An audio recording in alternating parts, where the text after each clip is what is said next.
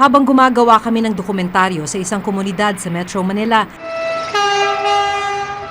nakarating sa amin ang impormasyon tungkol sa isang batang 11 taong gulang.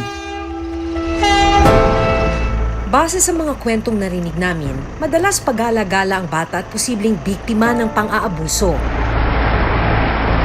Para alamin ang buong kwento, hinanap namin ang kanyang pamilya para humingi ng permisong makausap ang bata. Nais rin naming mailapit ang kanyang kaso sa mga otoridad.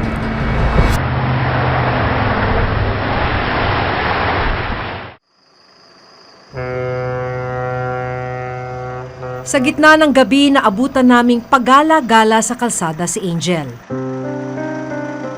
Sa loob ng 2 taon, mag-isa nang binubuhay ng bata ang sarili. Nagala-gala po. Nangihingi na lang ako. Ilang pagkain.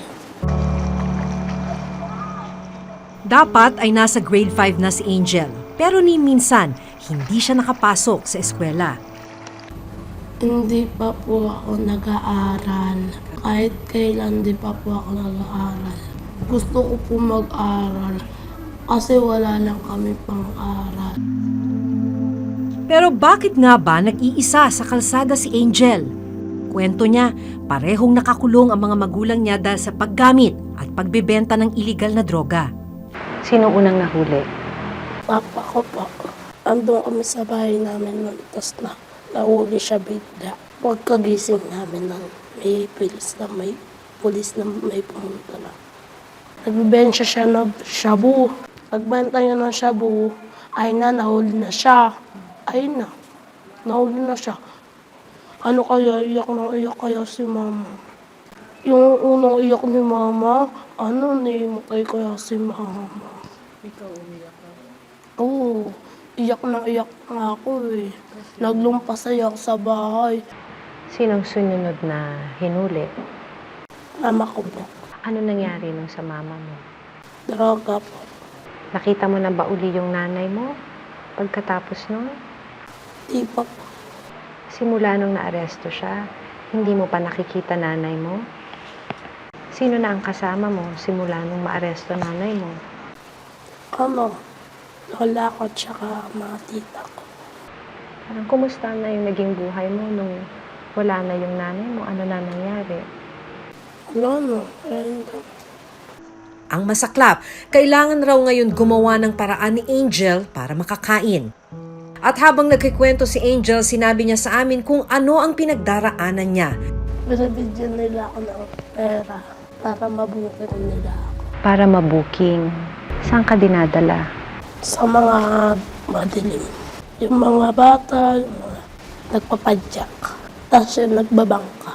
Binibigyan nila ako ng pera. 20, 5, 10, 2. Tapos anong ginagawa mo doon sa pera? Ilang pagkain. May pagkakataon din daw na tinatakot siya nang nanghalay sa kanya. Pag ayoko, papatayin daw nila ako.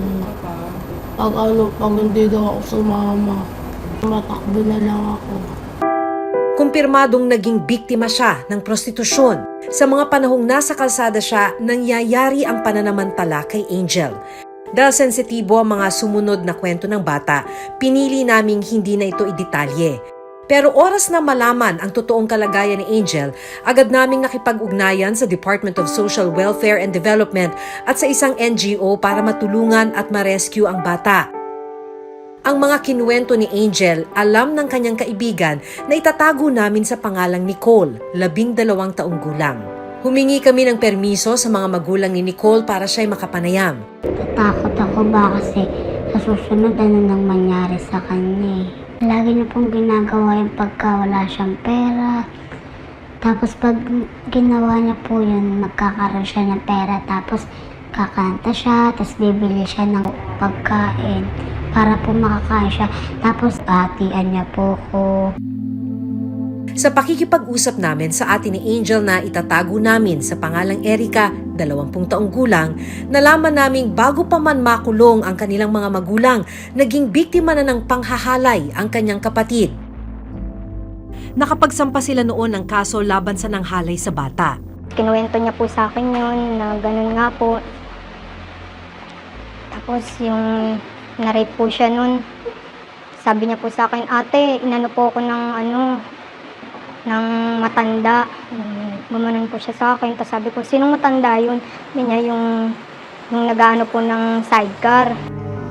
Hindi pa raw doon natapos ang pang-aabuso kay Angel dahil nasundan pa ito ng 2 pang panghahalay sa bata. Meron pa po yung isa pong uling matanda. Yung pangatlo po, yung nangyari po yun sa kariton po ng yelo. Doon po talaga may nangyari sa kanila. Tapos kinuwento lang din po sa akin kasi pinatawag kami sa Maritime, doon po sa may pulis. Tapos yung tita ko po nag-file din ng kaso about doon sa lalaki na yun. Dahil kapos din sa pera, hindi nila natutukan ang investigasyon sa kaso ni Angel. Siguro po nandun pa rin kasi hindi na rin po namin napukusan yun. May nagpapadala po ng subpin, ng papel, parang subpina. Kaso lang, di namin nilalakad, di namin pinupuntahan, hearing. Kasi nga po, kulang din po pinansyal. Tapos po may anak din po ako. Patuloy pa ring dinirinig ang kaso laban sa suspect. Siguro nga po, dahil nga po sa wala siyang walang nag-aaruga sa kanya. Tapos hindi pa po nakapag-aral. Kaya po nangyayari sa kanya yan ngayon. Namimiss mo ba ang nanay at tatay mo? Opo. O lalo na nanay mo? Bakit mo sila namimiss? Kasi lagi ako napabayaan. Ano yung mga naaalala mo? Kung paano ka nung kasama mo nanay mo? Yung nandito si mama, lagi ako kumakain nun. Lagi ako mapera kay mama. Sa ngayon kasi, syempre nakulong po yung mama namin. Siya po pag-alagala. Hindi na po malagaan ng maayos ng mama niya dahil nga po nakakulong. Ang naging epekto po nun, wala na po siyang alam sa mga nangyayari sa kanya. Ipinaliwanag namin kay Erica na kailangang maalis si Angel sa kalsada kung saan siya naaabuso. Pumayag naman si Erica na dalhin ang kaso ni Angel sa DSWD. Payag naman po kami kahit dalhin po siya sa DSWD o kaya sa ampunan po para maayos yung buhay niya. Hindi ganyan dahil po pag nag-edad pa yan, pag nagdalaga pa yan, maulit at maulit yung mangyayari sa kanya. Ayoko naman po mangyari uli sa kanya. Dapat po nasa school, naglalaro pa. Hindi po yung katulad ng ganyan naranasan niya. Na-rape ng ganyan, tapos paulit-ulit pa po. Siyempre po, hindi po talaga normal sa isang bata. Sana ganyan maayos na yung buhay niya. Hindi na siya palaboy-laboy. Agad kaming nakipag-ugnayan sa City Social Welfare and Development Office o CSWDO. Kasama ang kanyang ate Erica, nagpunta sina Angel sa CSWDO. So kapag may mga cases ng mga child abuse which are proven to be detrimental and prejudicial to the overall development of the child, tinitingnan natin ang local government unit as the first responders in ensuring that the best interests of the child or the children are promoted and protected. Matapos nilang makausap at malaman ang nangyari kay Angel, nagdesisyon ng CSWDO na pansamantala munang kupkupin si Angel at hindi na muna ibalik sa lugar nila para mailigtas siya sa posibleng pang-aabuso. Hindi ka na pwedeng umuwi sa inyo kasi kung ganun yung nangyayari. Kasi pwede mo pang ulitin yun. Okay? Okay lang kahit ayaw mo. Okay lang kahit ayaw mo. Kami naman ang masusunod doon. Kasi para sa best interest mo yun, pwedeng umuwi. Kasi kung ganyan, na mahirap kang hanapin, tapos hindi namin alam kung saan ka na naman matutulog mamayang gabi. Okay? Kesa nag-aalala yung ate mo sa'yo. Hindi naging madali kay Angel na tanggapin ang desisyon ng social welfare assistant.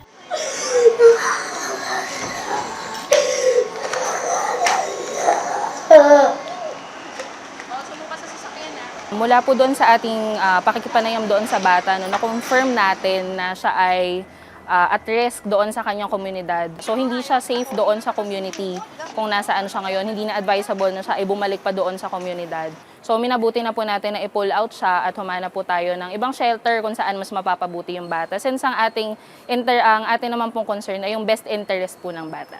Because this might place or this might put a child or a victim in a vulnerable situation that can actually be repetitive and abusive in nature. So, kinakailangan nating maaksyonan yung mga gantong sitwasyon. Nandito tayo ngayon sa ECPAT Philippines. Bibisitahin natin yung bata kasi ito ngayon yung kanyang temporary shelter simula nung na-rescue siya.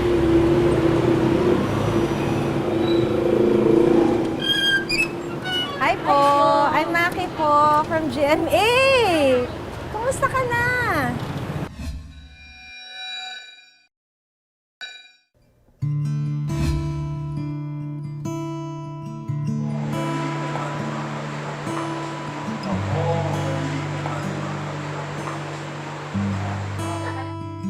Matapos ang 5 araw sa shelter ng CSWDO,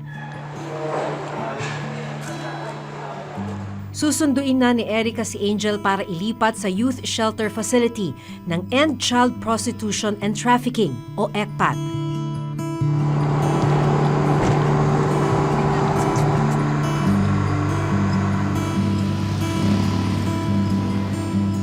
Ang ECPAT ay isang non-government organization o NGO na tumutulong sa mga batang babae na naging biktima ng pang-aabuso at prostitusyon. Upon admission niya, immediately yung intervention plan niya. So, ina-assess kung anong mga pangangailangan niya. So, matuto magbasa? Educational assistance, mapaprovide namin yun sa kanya. Medical assistance, legal assistance, most especially psychosocial activities para tulungan siyang mag-recover and mag-heal. Marami kayo. Ito na ang magiging bagong tahanan ni Angel. Nandito tayo ngayon sa ECPAT Philippines. Bibisitahin natin yung bata kasi ito ngayon yung kanyang temporary shelter simula nung na-rescue siya. Kumusta ka na? Hello po.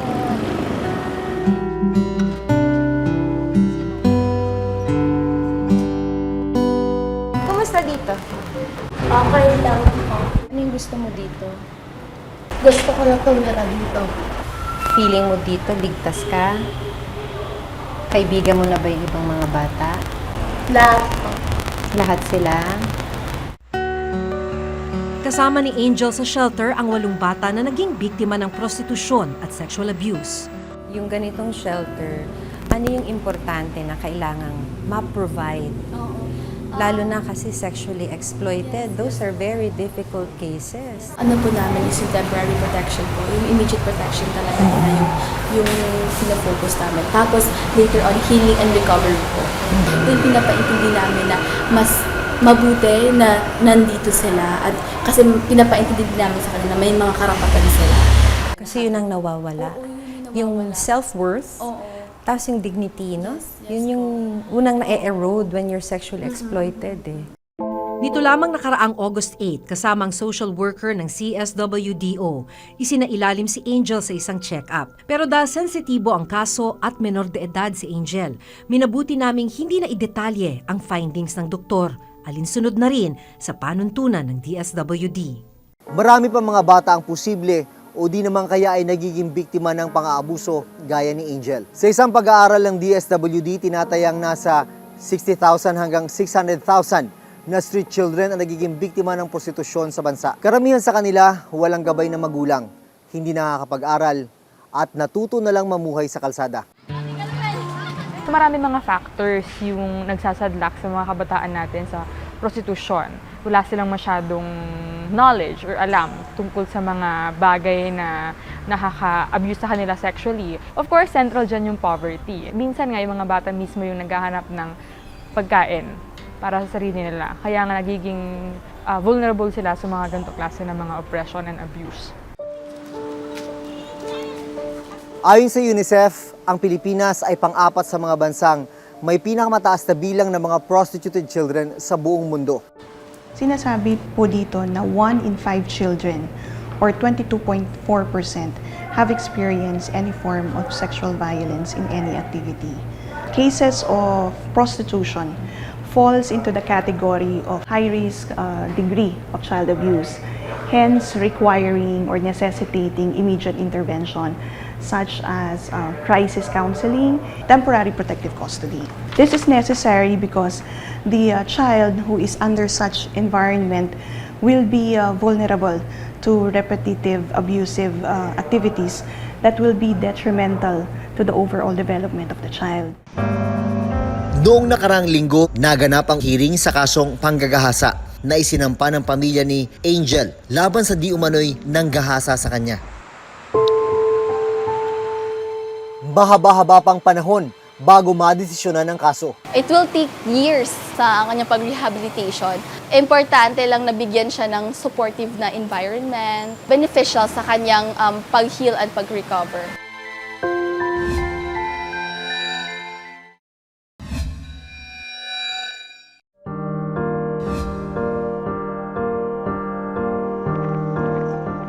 Sa loob ng ilang taon, naging pagala-gala si Angel.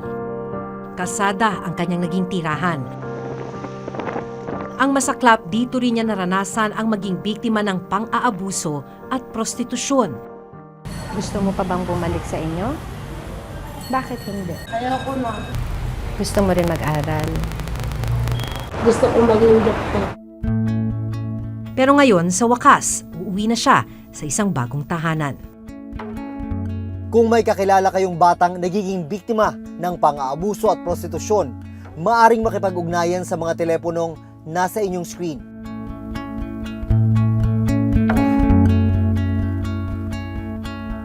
Hanggang sa susunod na Huwebes, ako si Maki Pulido.